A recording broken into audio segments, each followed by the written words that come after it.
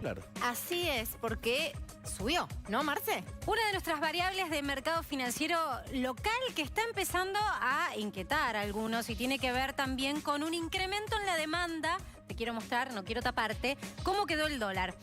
La cotización del dólar desde el jueves pasado viene moviéndose. La tendencia era que se desinflaba. Ahora cambió la tendencia, ya podemos decir que es tendencia, no sé a dónde moverme porque no quiero taparte, pero fíjate, así quedó 45 pesos con 6 centavos. 45 pesos con 6 centavos. Es una variación del 0,3% en relación al precio de ayer o de 13 centavos, como te guste mirarlo. El punto no es el movimiento de hoy, el punto es que ya lleva 4 jornadas consecutivas de suba y que este precio que ves en pantalla no lo registraba en nuestro mercado local el dólar desde mediados de junio. Es decir que, por una parte, hay que decir por un lado, bueno, muchos estaban diciendo que ya se estaba yendo de mambo, que el hecho de que se desinflara tanto estaba mostrando tal vez cierto retraso frente al paso que tenía la inflación. Es deseable siempre que la caminata sea de un dólar y una inflación que caminen casi a la par, no que uno corra juntos y el a la otro par, quede atrás. como dice Papo. Sí, ¿sabes por qué, ¿sabes por qué esto es importante aclararlo?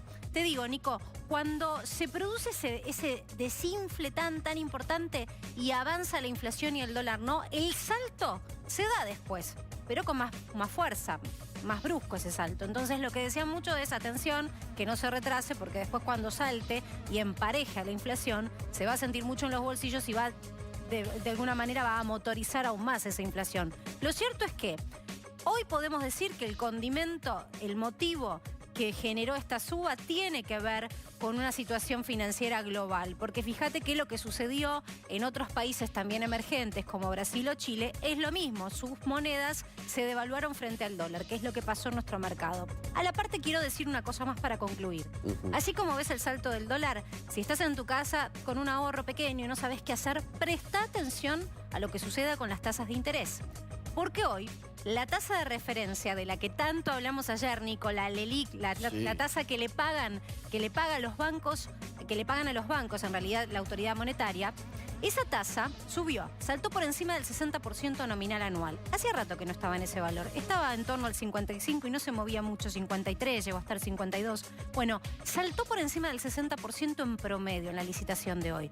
Cuando eso pasa, que es como una tasa de referencia, luego se ve proyectada esa suba o ese movimiento en los que los bancos te pagan a vos como pequeño ahorrista cuando vas a celebrar un plazo fijo o a renovar un plazo fijo a 30, 60 días. Así que es deseable que la tasa de plazos fijos, que hoy está en promedio en el 48% nominal anual, en los próximos días, si la tasa de interés de referencia, que es la que reciben los bancos, sigue subiendo, también suba entonces para vos pequeño ahorrista. Así que fíjate la ecuación, así quedó el dólar, saltó y quedó en 45 pesos con 6 centavos y las tasas de interés probablemente sigan ajustando.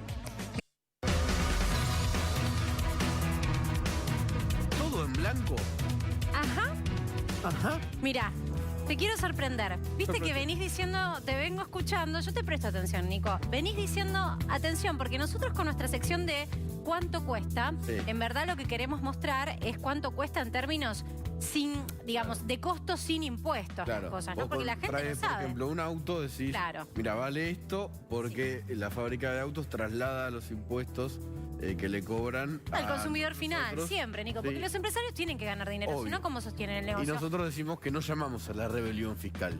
Claro, exactamente. Entonces, como siempre estás aclarando esto y me parece súper oportuno el mensaje que hay que transmitir, que es que hay que pagar los impuestos. Lo que sí también hay que hacer es instalar el debate de si en verdad en Argentina se deben pagar tantos impuestos en relación a otros países del mundo, es decir, hacer una reforma estructural tributaria. Ahora bien, ¿qué hice? Dije, pensé en lo que vos decías y empecé a indagar en los estudios que siempre tiene el brillante Nadine Argañarás de Diaraf, es un genio, que hizo un ensayo muy interesante de cómo es la composición de costos y ganancias cuando un comercio hace las cosas bajo la luz de la ley y paga todo, es decir, está en blanco. ¿Y qué pasa con aquellos pillos que se tientan y evaden un poco? Se tientan. Te digo evaden un poco, no vamos a mostrar el caso de que hace todo en negro porque sería una magnitud difícil de cuantificar. Pero vamos a empezar con esto que te vamos a mostrar. Voy a poner un ejemplo, pero no se acorde, dale. El caso de un comerciante que paga todo en blanco, con lo cual, digamos, su ganancia va a ser acorde a lo que venda después de pagar una gran cantidad de impuestos que incluyen muchos de los que ya te mostramos, IVA, todo lo que tiene que ver ingresos brutos. con ingresos brutos, ganancias. Bueno, ahora, ¿qué pasa con aquel pillín que se tienta y dice, no le voy a contar a la AFIP todo lo que vendo, le voy a subdeclarar o negrear, como se dice en vocabulario más de calle, el 10% de mis ventas? Pará, es decir, tampoco esto no es una guía para evadir, ¿eh? No, por supuesto que no. Yo te quiero mostrar el por qué sucede lo que sucede y por qué algunos sacan una ventaja mayor haciéndose los pillos, hasta que los agarra la AFIP. Porque No, pero además no es hasta que los agarre la AFIP, que lo va a agarrar, esperemos. Si vos no garpás, después no te podés quejar. No podés pedir reforma tributaria, no podés pedir mejores escuelas, mejores hospitales, todo, si vos no estás pagando los impuestos. Aunque sean muchos y aunque a mucha gente los estén ahogando. ¿Sabés qué, Nico? Genera una competencia desleal frente a aquel que paga, que ahora te lo quiero mostrar y cuantificar en números. Esto es lo que buscamos, cuantificarte cuán provechoso es para algunos hacerse los pillos y evadir impuestos. ¿Por qué? Porque los impuestos son altos en Argentina y esto sucede y explica gran parte de nuestra economía informal. Quien subdeclara o no declara el 10% de las ventas, en realidad sobre ese 10% va a haber un montón de tributos que no pague. Solo con eso va a pagar un 24% menos de impuestos, de carga impositiva, lo que le reporta una ganancia un 23% mayor a aquel que es honesto y hace todo bajo la luz de la ley, como decimos, pagar todo y estar en blanco. Como se debe. Ahora, mira lo que pasa con este otro comercio, que en definitiva lo que hace es solo el 20%. Subdeclarar el 20%. El 20% te estoy diciendo. Sí, nada. ¿Sabes por qué te pongo el 20%? Mirá, gané 100, declaro 80. Sí,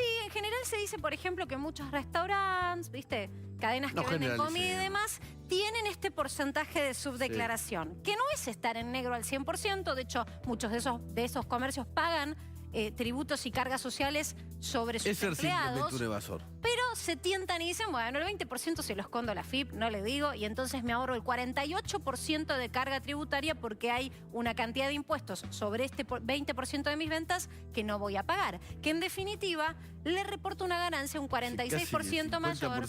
Claro, Nico, a aquel que está haciendo todo bien y paga como debe pagar sus impuestos. Esto ocurre, y te digo, en este tipo de cadenas pasa mucho este porcentaje, por eso nos centramos allí. Y vamos ya al caso que se ve muchísimo en algunos comercios que venden indumentaria, artículos de decoración. Que no pagó nunca.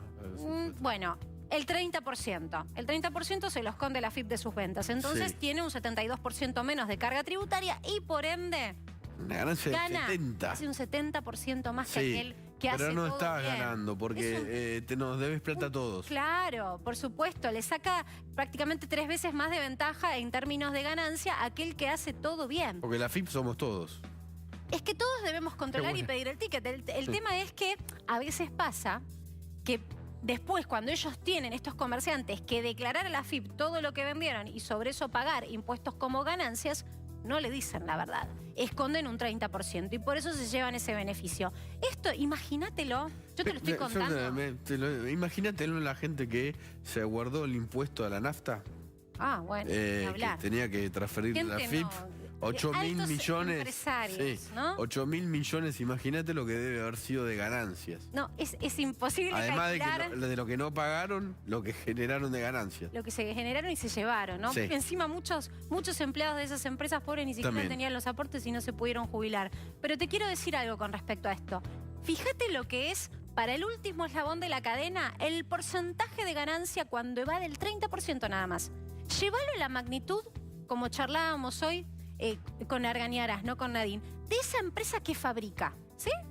Hay una que muchos miran de reojo y dicen, ¿cómo llegó a tener estos precios y esta magnitud, esta gaseosa de poder de marketing? Bueno, algunas malas lenguas dicen que alguna partecita de sus ventas no la declaraba. Entonces, imagínate para aquel que vende un producto con esto que no paga de impuestos, ¿qué hace en realidad? No es que tiene demasiada más ganancia por eso, baja el precio.